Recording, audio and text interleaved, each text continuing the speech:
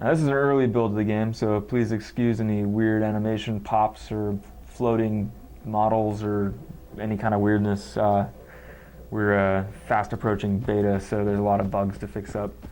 And what you're seeing here is the Sanctum, which is one of the first areas you see in the game. It's kind of like a hall of champions where you can see the top players, most prominently here, top players for Dark, Light, and Void. As you may know, in the game we have 3 different alignments, which kind of actually translate more into playstyles. So one of the first things you do is you pick what kind of playstyle you want to have, like what's the theme of the game you want to start out as, and over time you'll actually align to different gods and combine the strengths of all to custom create a character which is unique to you and plays the way you want to play the game. So a dark character plays the game more direct damage. You're burning guys, charring the world, you're spreading this evil across the world. But you know, the light god is more about raining judgment down on evil.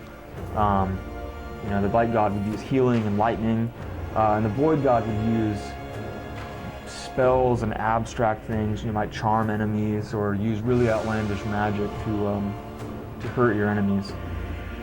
So you can align to any of the gods you desire, and at that point you're free to go out into the world and start wreaking some havoc, you know, capturing the world in the name of your god, crushing your enemies and becoming a more powerful hero. So what you see here is an early level of the game. The champion I'm playing is now questing through the highlands, and I'm trying to claim this world for my god. So what you see here is the store for the game, where the player is able to buy new equipment to increase their strength or their armor, to do more damage or to upgrade things. And you know, we have a range of awesome looking equipment, different visual styles, different stats, but you'll notice that it all just costs souls. And in Ascend, you earn souls by killing enemies. You can also buy souls. You see this button up here on the top right. You can buy souls, but as a free-to-play game, it was important to us that we just had one currency. And it's the same currency you get from playing the game. So you're really not required to pay at any point. There's no like paywall you're going to hit where you're forced to spend money or you just can't be effective. You can always play the game, get the same currency, and choose how you want to spend it. You know, upgrading things, buying better things, buying consumable items and buffs. You know, we can dig into more of that later, but now that I've geared myself up a little bit, I'm going to run ahead here, and what we got here is a Titan Shrine. And one of the things you're doing in Ascend for your god is capturing the world in their name. This shrine is one of those capture points, but it's defended by a champion of the Titan. This Troll Brute, it's a larger enemy. He's able to knock me around. He's really resistant to hits. And basically once I've killed him, I can actually get at that shrine, crush it, and then raise it for my god. And you may also notice in the background, these other players, little ghosty guys kind of like running around in the background. So Ascend is a single player game. It's a single player action RPG where you're capturing your own world, you're fighting your own enemies, but at the same time, there's this parallel multiplayer, we're calling it, where you're able to actually see other people who are also playing their single player game, and you can actually interact with each other in some ways by using these abilities, but we'll hit that in a second here. So you see that I am plunging that dagger into the ground. I've claimed this area for dark, and land around it is scorched, the sky turns dark. My goal is to blanket this entire level in darkness. To do that, I have to find the other capture points, kill any resistance I find along the way, and then raise that icon of my god, sealing the deal, so to speak. And when I do that, you know, I get experience. It affects my local game, and we store that information on a database where we use it to dynamically create content for other players. We can touch on some of that stuff a little bit later. But as a dark player, I've got, as you saw a second ago, that really awesome spikes ability. I can impale guys and root them. They're bleeding for damage over time. And I've also got these dark fireballs. I've upgraded mine so that I can fire 2 fireballs simultaneously. You know, I've upgraded the damage of these things, and so I'm kind of going to one-shot these dudes. They're not much of a challenge for me because I've upgraded my abilities. So you have these abilities that you can use to affect your own local game, but as I was saying before, you've also got abilities you can use to affect the games of those live players who are playing their own games. And so one of the ones we're really excited about is called Banish. And Banish is a crusade spell that you use to basically banish the enemies out of your game, just like that. With these portals, you get sucked through, and now they basically will fight the guy whose world you sent them into. You know, all those trolls I just sent in that guy's game have my gamer tag, and the cool thing about this is that if they kill him, then I actually get credit for it. So, you know, the damage they do, they kill him, I'm getting rewarded for that. You know, I also sent another curse there of arcane trolls, so he's gonna have to deal with that. I'm gonna move on, and I'm actually gonna try to capture the shrine while he's busy. You know, we have a range of different abilities that you can use for both the local game as well as the multiplayer game, and every alignment brings a couple different ones to the table. So, you know, over time you're able to kind of amass an arsenal of different abilities. You'll have ways to help players by healing them, have ways to curse enemies, you know, reducing their health or throwing enemies in their way to challenge them.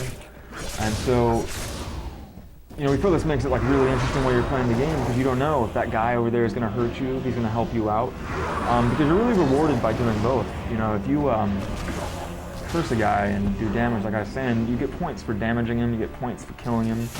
But if I send a guy a healing totem, I get points for every point of damage that I rewarded back to him. So, you know, we're trying to encourage people to play not only the way they want, but, you know, just by injecting a little bit of content into somebody else's game.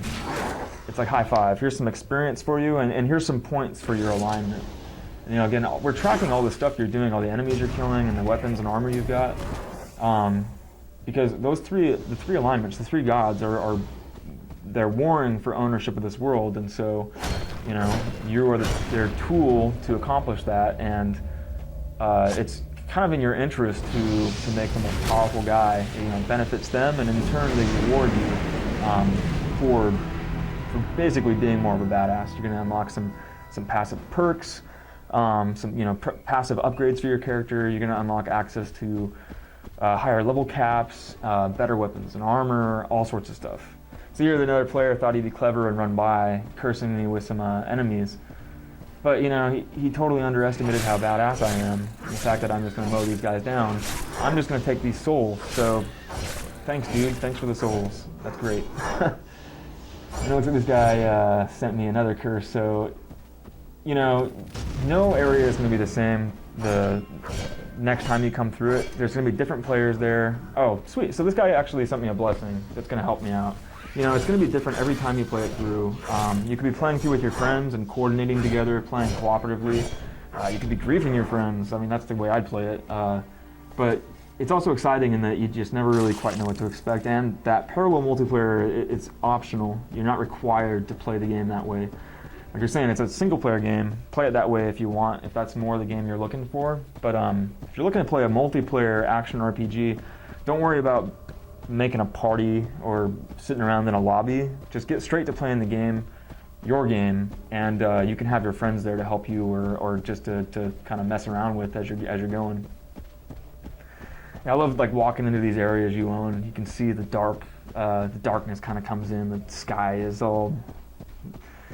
like bleeding with death, and there's like cinders and embers in the air, and you know, things come back out, snapped back to Highlands. But what I'm going to do here is I'm going to try to lock down this last capture point, which is a human village. You know, as you can see, the humans are tiny here. They really pose no immediate threat. But the cool thing about owning a human village, if you can claim these villages, they're actually worth a lot to the gods, because the faith of humans is a really powerful thing. And not just that, when you own a village full of humans, you can actually summon them into battle with you, and they'll literally crawl up on top of you, and you know, they're shooting arrows off your shoulders, and cheering, and they're even like, you get hit by a big enemy and they'll get smashed instead of you taking damage. So it's pretty awesome capturing villages in and of themselves. You see the ground gets baked. I am like totally owning this world now. I'm like, I believe I've got all these capture points, but I think my God's telling me that there's another threat in the area, and I need to purge all essence of the Titan. The Titan is kind of standing between me and my God right now. But first, I am being invaded. So this is a big part of the game when it comes to world capture. So I'm kind of locked this area down for dark, but this Void player has been sent from the Void God to try and claim that shrine away from me.